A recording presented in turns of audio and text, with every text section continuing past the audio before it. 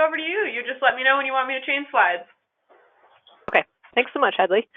Thanks everyone for being here this morning and definitely for participating in this assessment. I know folks get a lot of data requests and this one was among the many that I'm sure you had this spring, so thanks very much for sending in all this information. We're going to go over today kind of at a high level and I'm going to walk through kind of some main findings for a couple big topics.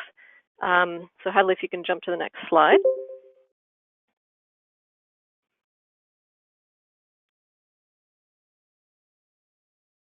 I'm not seeing this screen move, but perhaps that's me. One second. That's not what I expected to happen.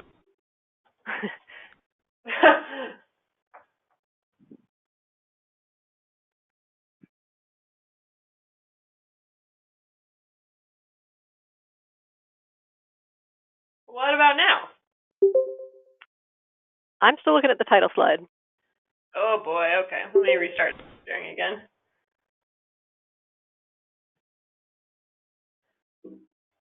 I can talk just about the background while you do that because it doesn't need to be looked at particularly. So for folks who were not part of this assessment process, this was something that BHT fielded in March and April of this year, asking primary care and behavioral health providers who were participating with BHT and Medicaid transformation planning to complete this sort of clinic level assessment that walked through a few topics relevant to the way the Washington Medicaid Transformation Project is set up.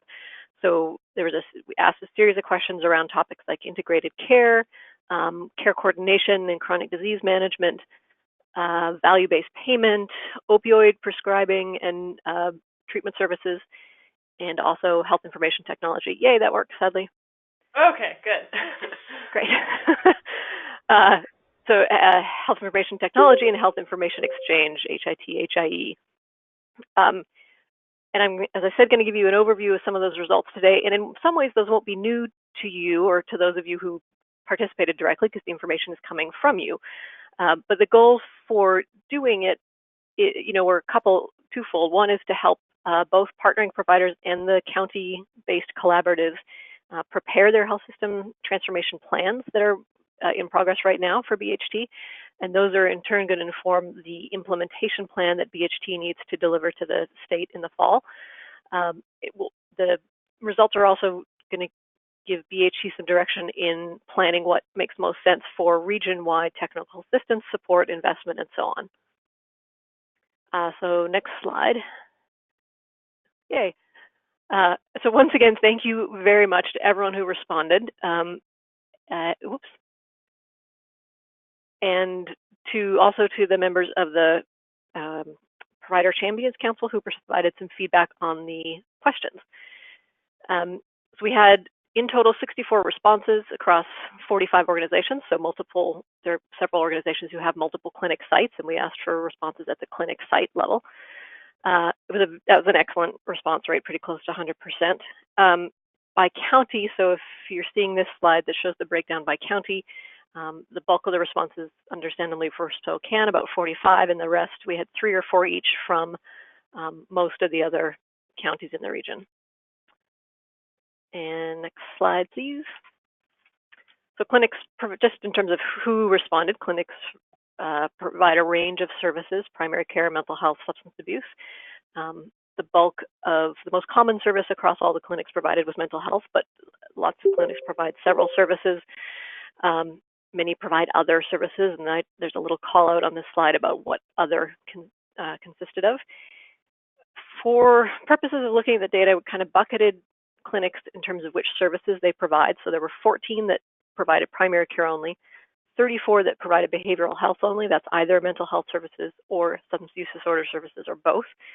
And then 16 clinics who provided both primary care and behavioral health. So you'll see those buckets kind of repeated in future slides. And I just want to note that I sort of ignored other services in making those buckets. So clinics across those 3 categories may be providing all sorts of other services as well. Next slide. Thanks. So a couple things to note. One is that the clinic types, so primary care only, behavioral health only, both weren't evenly distributed by county.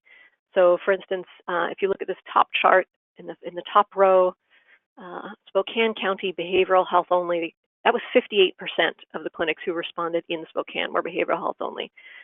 That's larger than in all the rural counties combined. Similarly, on the primary care only side, in rural counties, which is the second row down in that table, about 42% of the responding clinics from all the rural counties together were primary care only clinics, and that percent is smaller in Spokane. It was only about 13%.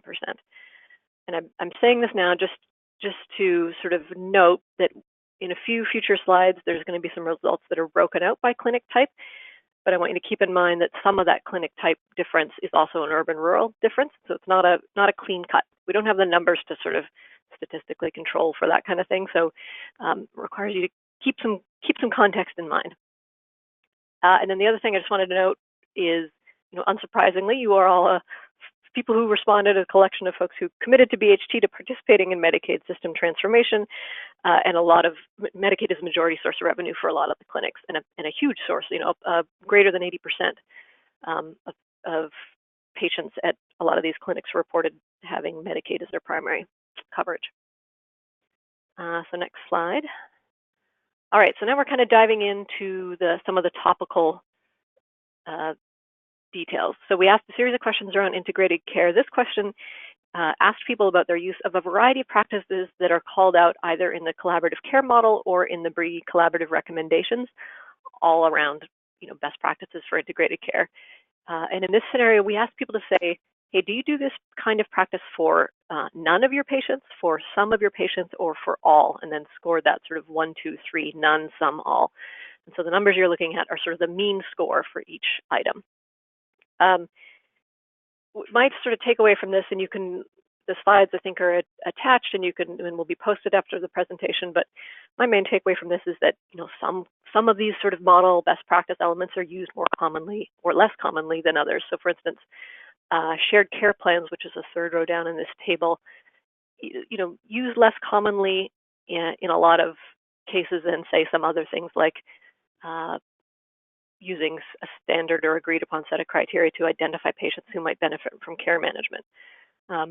Similarly, if you look at the very bottom row, having providers accountable and maybe reimbursed at least in some small part for quality and outcomes is less common than some of the other practices. So this is sort of the example of kind of thing. It's not definitive, but it's an example of the sort of thing that as you work as individual partnering providers to prepare transformation plans for BHT, or as you talk at a collaborative level about aligning those transformation plans and what makes sense to tackle sort of between provider entities at a regional level, this is some of the kind of things you can think about. Maybe there's one of the two of these areas that might be a good focus for activity over the coming year.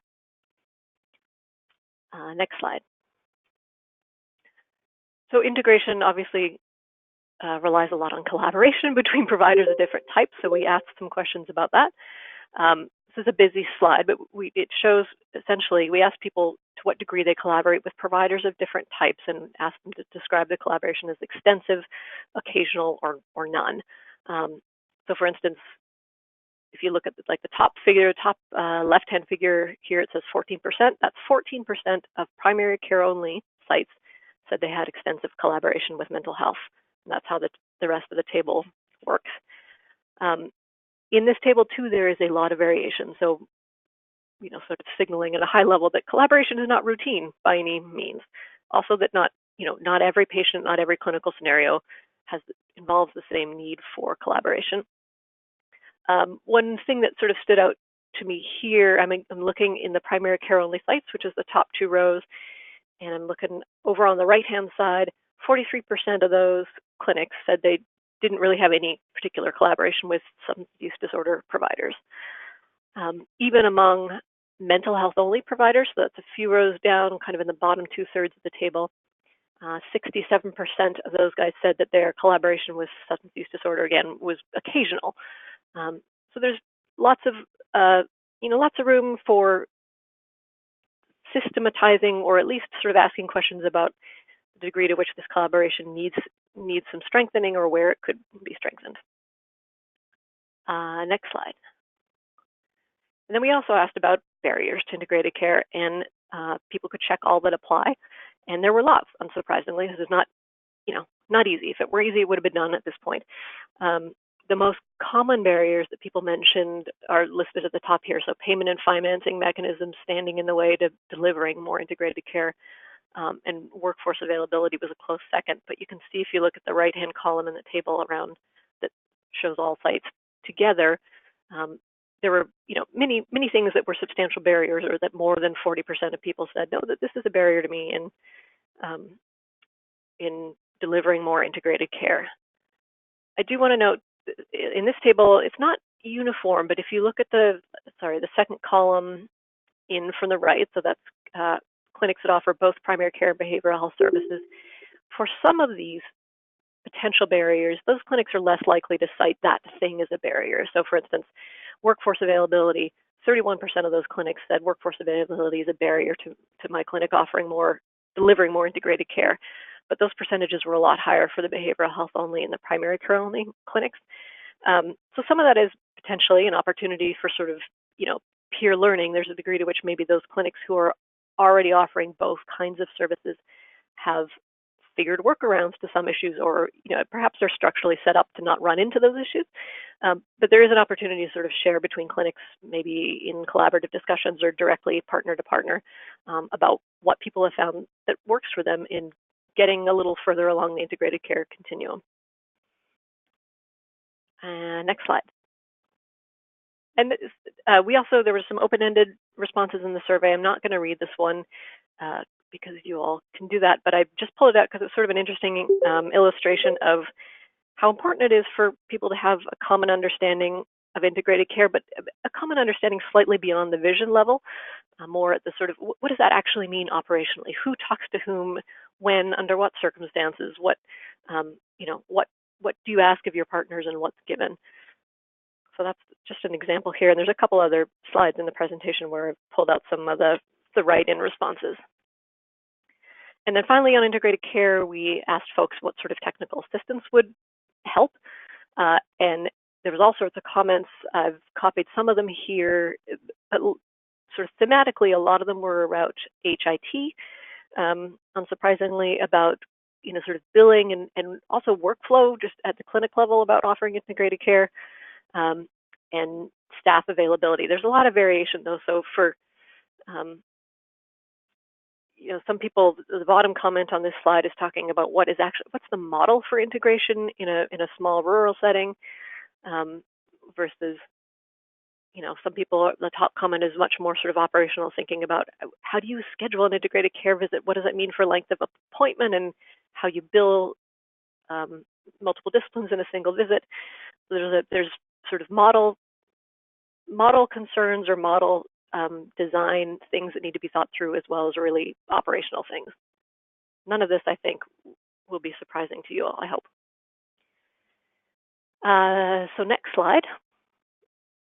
And I'm sorry, I should have said at the beginning, I think everyone's muted, so you can't do questions now, but we will absolutely have time for questions at the end. And there's also the chat box on the webinar that folks can feel free to use. So another bucket of questions we asked were around chronic disease management. So that's one of the focus areas under Washington's Medicaid transformation.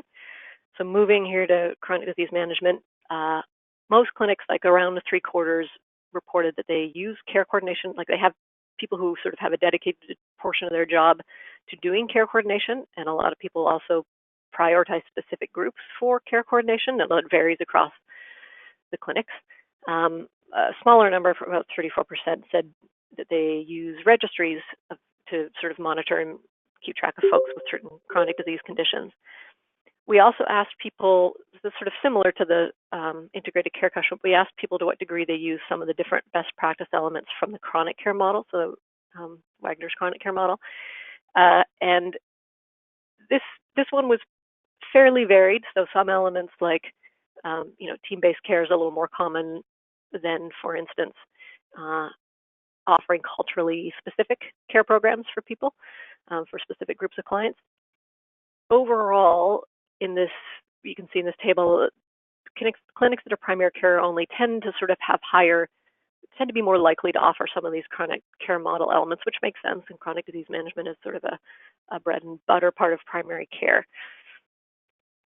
I think that's all I have on this one. Heather, if you can go to the next slide, thanks. And so collaboration, again, this is the same collaboration question I showed before, but in this slide, I'm sort of looking at collaboration with the kinds of providers that you might work with to do good chronic disease management. So that includes some medical system providers and acute care providers, but also a range of people, social service providers, people who tackle some elements of social determinants of health, a range of people that a clinic might work with to offer whole person care. So we asked, again, in this scenario, whether you work with this type of provider extensively, occasionally, or not at all. This one, again, is pretty varied. There's more collaboration, say, with acute care, so hospitals and EDs, and with, to some degree, with housing providers and transportation. The three rows at the bottom are housing, transportation, food security. Food security was a little less extensive, but still, a lot of people said that they had at least occasional collaboration with those social services or social determinant of health service providers. Where collaboration was reported to be less frequent or less extensive was particularly around with EMS systems and oral health and tribes, depending on the provider. And corrections was a bit of a mixed bag. Next slide. So moving on to opioid prescribing. Again, opioids is one of the required sort of focus areas under Medicaid transformation for Washington. And we asked some questions both about prescribing opioids for pain management and then also provision of opioid use disorder services and medication-assisted treatment. So in this slide around prescribing, about a little less than half of the clinics said we have providers who do prescribe opioids for pain. Most of them said all or almost all of these prescribing providers have been trained on opioid prescription guidelines, and there's a variety that people use. Some people follow CDC prescribing guidelines, other people use AMDG. It's a variety, but that a lot of people sort of said we have some guidelines in place, and pretty much the bulk of our providers have been trained on them. Less frequently did people say that we have sort of automated or other system supports built to reinforce those prescribing guidelines. So, for instance, only about 6 people, which is around a quarter, said that they have clinical decision supports for opioid prescribing built into their EHR. And I do want to note on this slide, there's a couple things that say P for R in bold, and that's just noting that a couple of these things we asked are pay for reporting, that's the P for R, pay for reporting requirements for BHT as an ACH to report every 6 months back up to the state during starting in 2019. So we got a little jump start on collecting that data, and we'll likely have to ask that question again in the future so that BHT can meet its reporting requirements to the state. When we asked about what barriers might exist to opioid prescribing guidelines, there's a range of them.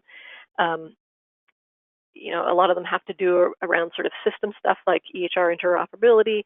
Patient resistance was a big one mentioned by a number of people, and then the last two in this list, sort of inability to customize EHR, difficulty accessing prescription monitoring program data. A lot of those fall to me anyway in sort of a system interoperability bucket. Next slide. In terms of opioid use disorder services, there are about 20 clinics, not the same ones, but 20 clinics who said we provide treatment and recovery services for opioid use disorder. That's a pay for reporting metric as well for the ACHs. And then 20, again, who do medication-assisted treatment. And then a lot of people who don't do it, offer MAT themselves, refer externally. But a lot of people sort of noted in write-in comments that the need or the demand for MAT or for opioid treatment services exceeds the capacity in their area. That's what a number of these comments that are highlighted on this slide illustrate. There was a small handful of people who noted, we don't do this currently, but we're working toward it, or we have a practitioner who's certified, but that person's at capacity. So there's a lot of action around this, but not quite at the level of need yet. Next slide. And then on to HIT, so Health Information Technology and Health Information Exchange, or HIE. This is obviously a giant topic. We didn't, there were a couple of ACHs who fielded standalone surveys about Health Information Exchange only. BHT chose not to do that just for sort of response burden among partners. So this is kind of a high-level overview. If you are a behavioral health provider, you might also have completed an FIMC, or a fully integrated managed care readiness assessment, and that's sort of a self-assessment tool that Qualis Health developed, designed in part to get people to kind of document their current state and readiness for moving to an MCO billing environment. That readiness assessment had a little more detailed look into IT capacity within clinics, but was framed more as a self-assessment. So coming from this survey, though, there are about 85% of clinics reported that they have an EHR, and I'm looking across at the FIMC assessment as well. We also asked, there's a lot of variation, among EHR, so there is not one EHR vendor that dominates the landscape in BHT's region, and this again won't be news to you all. Some of the most common ones are listed here. There's also GE was one, Allscripts was another, so a variety of EHR platforms in use. And then we took a question from the National Electronic Health Record survey to ask people about a range of clinical functions. Which of these do you perform electronically, whether that's in your EHR or whether that's through some other, some other means, whether it's a, practice management system, or, maybe you maintain a registry on an Excel spreadsheet. So we asked people about those HIE practices in different buckets. So there were some, basics, some around quality, some around population management, and so on. And this table is showing among the total functions that we asked about in each bucket, how many of those were performed electronically. And I've got two columns here, one for primary care only clinics and one for clinics that do both primary care and behavioral health. Not showing the behavioral health only clinics in this table because a large number of them sort of said, I don't do this function at all, so the question about whether I do it electronically doesn't apply to me. So I've excluded them here because the numbers look funny when you put them in. So overall here, a lot of these functions are done electronically at a lot of these two sets of clinics. One sort of interesting thing when you're looking at sending and receiving orders or results from things like labs or prescriptions or imaging, it looked a lot in the more detailed responses that prescription sending and ordering was a lot more commonly done electronically than say, for instance, ordering or viewing imaging reports. And I think that'll be familiar to a range of folks. Those questions can be broken out in more detail, but I think I'll stop there. Thanks. Yeah, go to the next one. Thanks, Hadley. We also asked people, so that previous slide was largely about what kind of IT functions do you do at your clinic, internally, operationally in your clinic. We also asked people to the degree to which they exchange health information with other types of providers or other clinics. And we asked separately, do you exchange health information, or do you exchange health information with X type of provider? And then secondarily, is any of this information exchange electronic or not? And so that's the two columns here, and you can see that there's a lot of reported information exchange, but very relatively little of that information exchange is electronic, particularly when you get outside of either primary care or sort of acute care providers like hospitals or your EDs. It starts to drop a little down, particularly when you get around to oral health, long-term care providers, or others. The one exception is payers. So payers is the bottom line here, and a lot of people have electronic exchange with payers. It's presumably this is a lot of billing, billing and claims data or eligibility verifications and so on, and less about health information exchange. But we sort of combined the question all together, so we asked it in the easiest way. Yeah, maybe move on to the next slide, I think. So like for integrated care and chronic disease, we also asked people about what barriers stand in the way of more routine use of HIT or HIE. Again, this was a check all that apply kind of thing, and people did check several. The most sort of commonly cited ones were interoperability or lack thereof between different systems as a barrier, cost of IT infrastructure and HIE infrastructure, definitely a barrier, and then a range of other ones, as you can see in the right-hand column, clicked upwards of 40% of people sort of saying, this is a real barrier. There's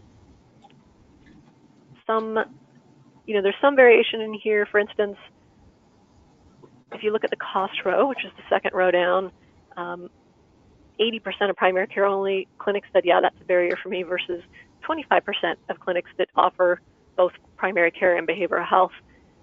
This is one example, though, where that different distribution of clinics by geography makes a difference. When you remember that a lot of the primary, or a greater proportion anyway, of the primary care only clinics are located in rural areas, that might go some way towards explaining why why more of them cite cost as a barrier.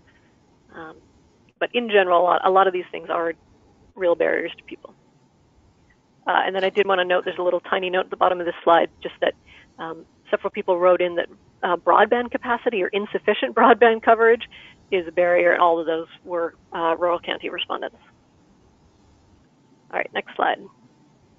And then again, some of the write-in comments related to HIT and HIE, and there were many of these, and these really vary. So, the first person said, our experience with HIT and HIE is limited, and we're relatively novice, and we're interested in getting into more of this, but in a way that doesn't increase staff burden, who are already feeling pretty stretched.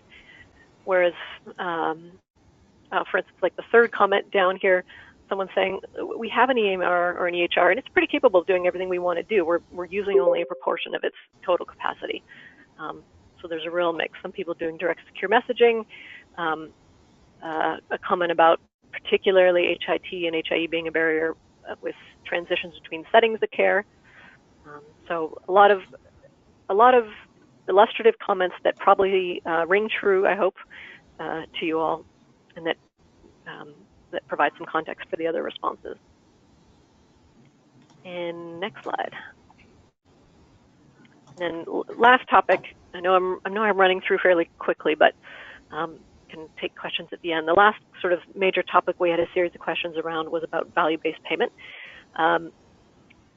We asked people if they receive any value-based payment, and we didn't ask folks to break payment down into all of the various sort of categories or levels of sophistication of value-based payment that you might be familiar with if your practice or organization responded to the state's value-based payment survey. So that we just didn't get into that level of detail because it seemed like a lot of questions. But we asked, to what degree do you receive any value-based payment right now, and had some description of what that means. And that was about 40% among this group of respondents across all lines of business, so not specific to Medicaid. When we asked folks about what proportion of their Medicaid revenue was in a value-based payment arrangement, the rough average is a little over half. And you can see in the table here, when it's broken down by type of clinic, experience with sort of value-based payment in any payer category was less for behavioral health only clinics than for the other two. We also asked people if they expect to increase their Medicaid patient volume in the next 12 months, and a good half of people said yes, and then almost everyone else said they didn't anticipate a change. Next slide. And then lastly, a similar question about barriers to value-based payment as barriers in other categories. Again, a check all that apply scenario. And again, a scenario where a lot of things were still sort of substantially barriers for 40+% of respondents. So lack of timely cost data was the highest, but several others about, again, data interoperability, misaligned quality measures being a barrier to value-based payment. Again, not stuff that is probably hugely news to you guys, but nice to have documented to sort of have, a bit of data you can point to behind stuff that might otherwise kind of get discussed anecdotally. We did ask people to what extent any of these barriers were specific to Medicaid, and it turned out that wasn't really an issue. It's an issue, or at least among folks who responded. A few said these are specific to Medicaid, but some people then just wrote in that's because my clinic only sees Medicaid patients. So the value-based payment barriers were system-wide implementation barriers rather than something specific to Medicaid. And I think that's it for this slide. So, and that's all we have right now in terms of high-level overall results. That's a whirlwind tour through some of the big topics.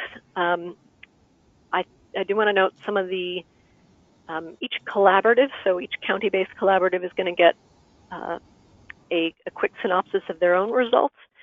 In rural counties, it's going to be a lot more narrative than this set of slides was, just because with 3 or 4 respondents, it doesn't make sense to do a lot of comparisons or calculating of percentages, because one person either way takes you from 25 to 70 or to 50%. But we have those in the works. Also a similar summary for tribal providers, and then a one that will sort of collect all the rural county respondents together in one summary. And that one has a little more scope for showing numbers in any way. So there's other cuts of these data that are going to be available from VHT shortly. But I'm happy to take any kinds of questions folks have on this set of results right now, and just want to say before that thanks again for everyone who took the time to respond, who took the time to give input on the questions, and there were a lot of really thoughtful responses that I really appreciate, and I know BHT does too. Awesome. Well, thank you, Lisa, for walking us through that. For all the folks on the phone, I'm going to take you off mute now. If anyone wants to speak up and ask some questions, please mute yourself if you're in a loud room or noisy area.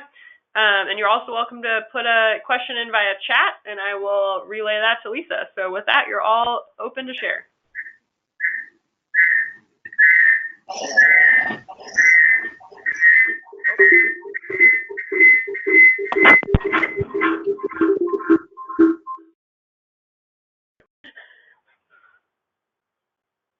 Anybody have any questions?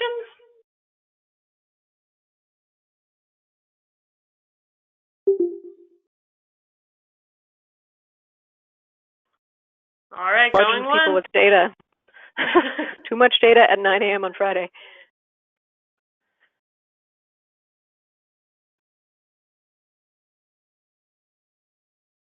Oh, we've got a chat.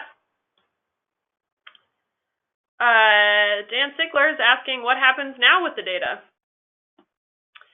So I can answer that a little bit from the BHT perspective. A lot of the answers from these assessments are helping us sort of zero in on where Better Health Together can identify some opportunities for technical assistance and also some opportunities for regional investment.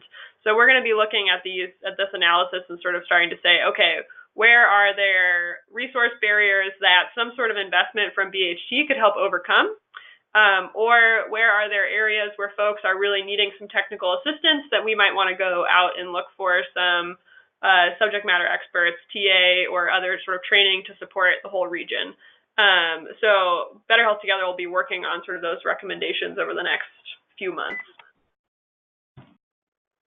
And this is Lisa. 2 other sort of next steps that I think might happen with the data. One is that as the summaries are provided to each county collaborative. Sorry, I have a terrible echo.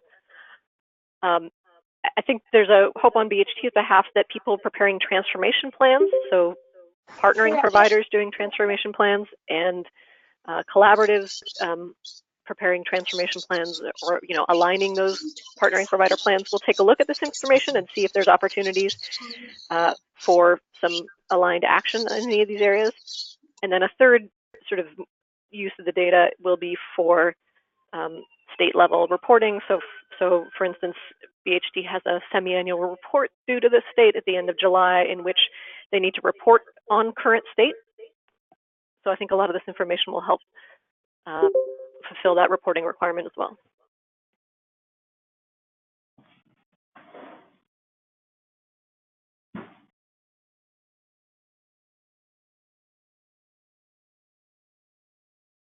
Any other questions from folks?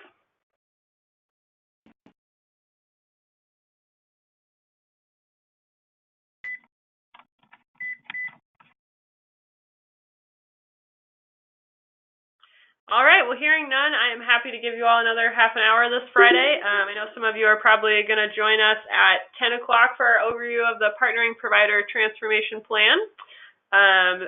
But otherwise, we will be posting this recording on both our YouTube and our website. You'll be able to find it on the collaborative web space, which is www.betterhealthtogether.org/collaboratives with an S at the end.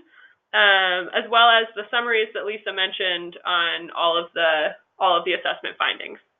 And with that, thanks again, Lisa, for walking us through this, and I hope you all have a lovely day. Thanks, everyone.